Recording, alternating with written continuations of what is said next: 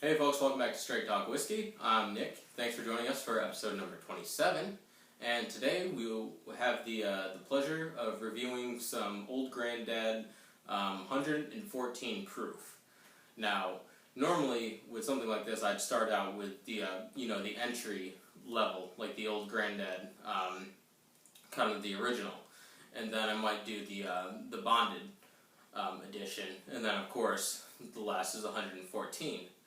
But the reason I chose this is because you're getting a high proof whiskey with also a high rye content, which is interesting in and of itself. But also the price.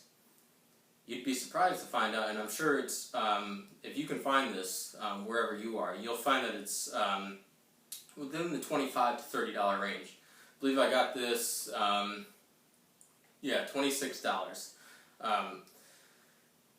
It's kind of a dying breed, folks. It's going by the wayside. You're not going to find a lot of whiskeys that are higher, much higher than 80 proof, as it is, without a huge price tag attached to it. So that's originally what drove me to this. So let's get into it. Tell you a little bit about the bottle, that sort of thing. What's going on in here. So, Kentucky straight bourbon. So, we'll just recall straight bourbon means it's been aged for a minimum of 2 years. That's basically, the key factor for what sets that apart and why they can put that on the label. And of course, made in Kentucky. Now, Old Granddad, of course, owned by Beam Suntory. Huge corporation. And they also have, a couple other, I believe it's like their old family or something like that. I believe there's 2 others in the series that I don't have and I haven't tried yet, so I won't get into those. And then just as a reminder, we do have kind of the homemade whiskey aging going on. This, I'm not going to taste it today, it's kind of just a prop for right now. As you can see, you can probably see the sweat on my forehead. It is hot, hotter than hell here. Even right now, it's probably in the mid to upper 80s, and during the day, it's been close to 100. So this whiskey is going to get a lot of interaction. Mostly, it's going to be expanding into that wood, getting that flavor in there of the beer, rather the Guinness. That if you saw some of the review 2 weeks ago or so, give a couple days. Is that we put some Guinness inside the barrel. I'm going to let that age and see kind of what that does to give a little finish to the wood before we add some spirit into it and age that for obviously a longer period. But, so, just a brief kind of check-in. Just the heat is going to keep a lot of that process going. It's going to make it get some of those Guinness flavors and notes in there a lot quicker. Obviously, it would help at night if this were in a cooler place at night, so you have the expanding during the day and then the contraction with the cooler temperatures at night. But, is what it is. There's about maybe 15 to 20 degree difference these past 5 days in temperature swings day and night, at least inside. So, we got that going on. But let's get into the whiskey at hand, why you stopped on by. So, I'm trying to see from the back here if we got anything unique in here, other than, kind of telling you that it's made from, the finest grains and extremely expensive small grains and that sort of thing, and that's all good. But how does it taste? Because that's the most important thing. Now, it's got a nice cork top. This is probably one of the larger corks that I've seen on here. It's a little bit of a hybrid. If you do have a store near you that has this and you pick one up, you can see that the cap is kind of like a mix between this plasticky sort of material on the inside holding that cork into place, rather than some like the traditional corks that you might see. But still got that nice taste. Definitely, you can tell it's coming in pretty serious. So I'll just pour a little bit there. And then, of course, at 114, you can drink it how you like, folks, but being at 114 proof, I'm going to knock it down a little bit with some water afterwards. So I'm just going to get a little taste just to see what's going on here at first, but then for kind of your serious note-taking, you want to add some water to it. Mostly whiskeys, you can really get a good sense of the flavors and aromas if you knock the whiskey down to 40% ABV or even down to 35. You know, and most people are like, oh, well, you're watering down the whiskey so much, like you're not going to get any of the taste. But what you're doing is you're kind of taking that nip down from the alcohol that's kind of attacking the nerves that you've got while you're tasting it, as well as smelling it, that are going to knock out some of those smell and taste receptors that you have. So it's not a bad thing to add water, you know, if you're really just trying to pick out the flavors and nuances going on in there. Nothing wrong with it, but like I said before, drink it how you like. This I kind of measured out beforehand because I don't have my trusty drop-by-drop water dropper with me, unfortunately. But I've kind of measured out enough that I think will be good enough to just take this down a notch. It's probably going to end up somewhere around, say 45% ABV. Is kind of where I'm looking to get something more palatable to my taste and likings. Now, obviously, if you are having, you know, just a glass or two every night or a couple times during the week, you're going to start building up kind of a tolerance, sure, but as far as flavors and smelling goes, some of that alcohol nip, you're going to be more, I guess, receptive to the smells and flavors that are in there, and the bite's not going to, you know, kick you so hard every time you go to take it, take a sip from it. So, like I said before, this has a high rye content, so I'm expecting some of that to go on in here. I haven't tried this yet, so this is kind of a first pass at this. But looking at the color, we'll start with, it's really kind of a nice golden and like a straw, deep straw going on there, color to it, which is nice. Just giving a little twirl around. We know it's a straight bourbon, so, well, we know it's 51% corn, and what we also know is that it's at least 2 years of aging, which doesn't mean that there isn't a lot older old granddad in there. Just means that the minimum that any single drop in here of whiskey is going to be is at least 2 years. So we got that going. So let's go in for the nose.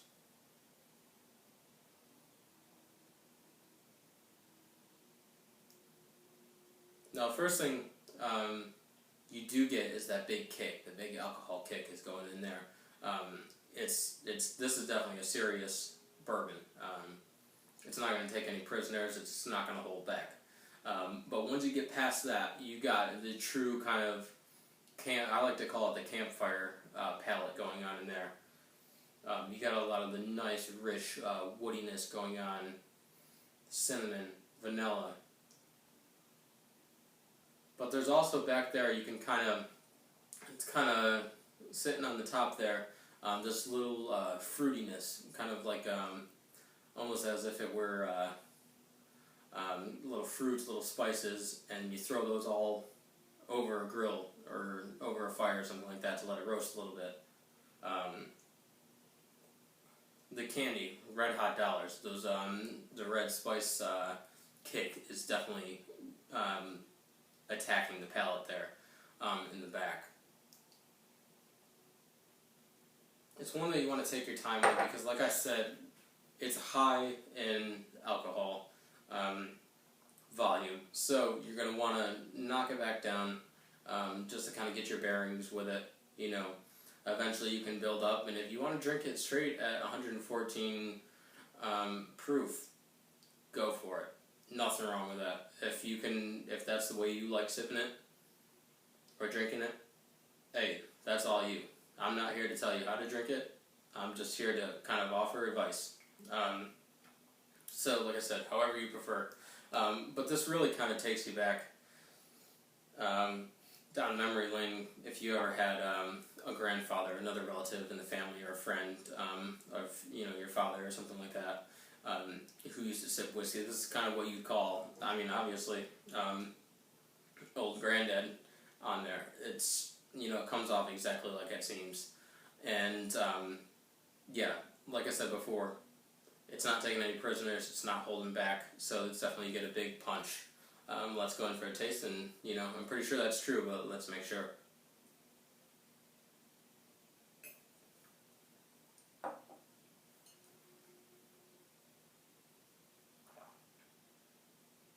Yeah, right off the get-go, what I get is that nice rye content, and that is just lovely. Because what you get is kind of these rich, fruity spices going on. It's got a nice kick, a nice mouthfeel to it, kind of like a nice little sizzle, like bacon in a on the griddle or something like that. And you got that nice sizzle going on in the pan, nice texture. And it kind of lingers there for a while. And what you get, kind of the runoff of that, is a little more vanilla notes, little cinnamon, hint of nutmeg, little allspice in there, but not much. Kind of just shuts the door on its way down through the palate. Let's take one more pass at it, and then we'll put some water in, let it mellow down a little bit.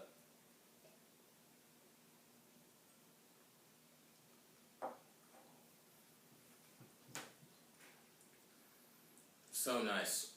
So absolutely delicious. So sweet, flavorful. It's like marshmallows that you've been, back to the campfire analogy again. Roasted over the campfire, and you got that nice kind of the gooiness in there.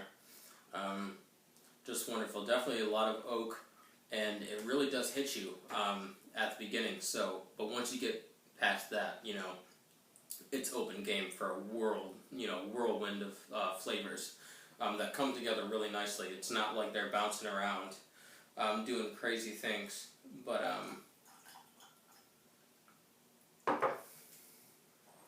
so we'll let that kind of just whirl around in there. Another idea, if you don't feel like watering it down more, what you can do is just let it sit out, let the air get into it, play around with those flavors, let it release some of those more obtrusive alcohol notes, and really take it down to something more palatable for you, because that's kind of what you're looking for. Is you don't want something that's going to make your eyes start to water and your eyes bug out of your head, and I've seen that at a couple whiskey tastings now. As someone gets in there and they're like, chug that thing back, and you just watch them there just start coughing, and not a great scene, and not too classy of a scene either. So, my only request is just keep it classy. This is not something you're just going to take to a party and just knock back. It's not going to happen. Old granddad ain't going to let you. Okay? So, respect it. It'll respect you, and you'll both have a great time, and you'll have some memories to share for a long time to come. I can see many a good story being told over this, and, for me, that's more important than any of it. It's not to get drunk or anything, not to play these, whatever drinking games people play nowadays with it. It's kind of just to enjoy the craft of it, and I think that as a society and larger community of whiskey drinkers, that's really what we should be aiming for. It's quality over quantity, definitely. Say that so much, and I hear it so much. Why? We're not just saying it to say it, it's because it's true. Quality over quantity any day. Because that's what it's all about. It's about, taking it slow, respecting it, honoring it, and then at the end of the day, just enjoying yourself, and being able to do it the next day if you want to, without any repercussions, anything enjoyed should be enjoyed in moderation, it makes you appreciate it all the more. So, yeah, that's my little rant on that. let's get back to it. Let's see if anything's changed. I know it hasn't been that long, but you know, I don't have enough material to just ramble on until this can get down to really the ideal place that I'd like to be, you know, to drink, just sip this, or something like that. What I would do personally, and I know I've mentioned this already, is just to let this sit out for a little bit, pour my dram, and kind of just let it sit there, you know. And you can always pour yourself 2 glasses too, you know. There's nothing wrong with that either. Pour yourself 1, let it sit, come back to it, you know, and it's ready to go. Half hour, you know, even to an hour later. Something like this is going to take some time, and it's still going to have that kick. Don't feel like it's not going to be like you're letting some entry-level 40% ABV whiskey sitting out there, and then you come back an hour later and you're like, oh man, like I lost all the flavors in there, you know. You're definitely going to have something substantial even after that amount of time. Like I said, half hour to an hour. You could even sip it as that time progresses, see if anything changes, see if you can find out what your optimum point for drinking something like this is. Because, and I've said this before, there's not a lot out there like this, bottled at a high proof, definitely high rye content, because rye, as we know, if you've been out there trying to buy whiskeys, ryes are coming back. You see more and more on the shelf, and you know, the times are changing. That used to be what people used to drink back in the early 1900s, you know, for a while, and then it went away, and you know, now it's coming back. They used to think it was just, oh, that's just Canadian whiskey then, that rye. But no, it's coming back. Like I said, as people, we're becoming more discerning. We want to experiment with different grains, like rye, higher rye content. It's not the predominant rye content in this, but you know, it's enough that you can definitely feel its effects. So, you know, just be mindful of that.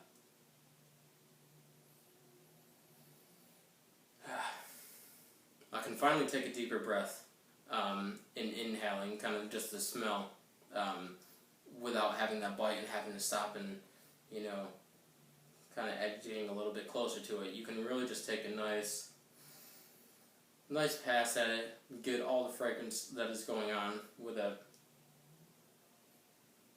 The nice, the woodiness is definitely coming through. That's predominant. But then you're getting some of this, strangely enough, it's almost like a butterscotch note, like a warm butterscotch, maybe like a topping or something like that, you know, that's really got this floral sense to it. No pun intended there, by the way. But yeah, something really nice, just nice of vanilla too. The vanilla mixes its way in there.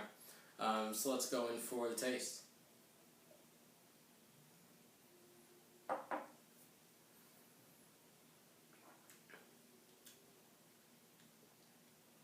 Yeah, this is just wonderful. You know, and it kind of comes in grain-wise in order of predominance here, because what you get initially is that traditional like corn whiskey note that's coming through, but then the rye content comes in the back and kind of supports that, lifts it up. Meshes together though, they don't stand on their own, but they're definitely both present there, kind of like playing off of each other, which is just wonderful. And like all the aromas I talked about, they're definitely there in the taste there.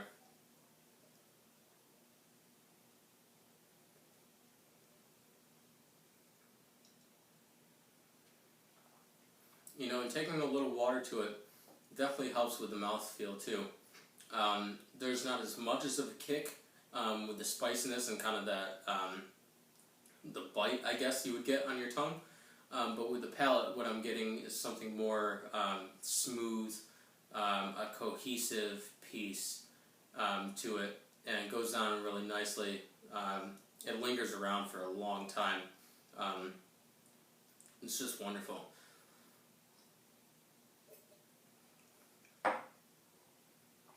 Just one last pass at it, because it's that good. I highly recommend, if you're out there at the store and see this. I saw this randomly at a store I went to. It was just sitting down, you know, where they will sell things in bulk, such as wine. They'll just have their whole cases, you know, that they're waiting to put on the shelves. and this was kind of just like sitting there, like hanging out next to the floor. This was the only one they had. Who knows how long it's been there, but seeing the price tag, you start to question if there's something wrong with it, and you're like, checking the boxes. I took the whole thing apart. I had to make sure this was actually, legit. Like I had to make sure there was something in this bottle that resembled even the color of bourbon. So, like, but after tasting it now and going through the whole kind of experience of it, just really wonderful. I definitely buy another bottle because I'm just gonna say this right now. This is not gonna be around for too long. Once they catch on to this, they've already had the old Granddad, the traditional version, which was a higher proof, is now knocked down to 80. Because they're and I've had the regular old Granddad, and it's okay. It doesn't make me want to go out and scream on the mountaintop about it. But it's decent in and of itself. But the bonded version, the bottled and bond version is great. The 100 proof, the 4 years aging, is a great step up. And then once you get to the 114, this is just far surpassing my expectations, and especially at this price point. So, in summary, it's not going to be around long. Pick it up while you can, because higher the proof now, higher the price. Aged now, and and I'm not even going to get into this rant today, but about aging, people see the higher age on it and they automatically think, yep, I'll pay more for that because there's better quality in there. Not always the case, Jack. So, just be careful. Always investigate what you're getting into. Ask your friends. Go online. There's other people who are obviously reviewing. I'm sure there's reviews out there. To kind of just get a good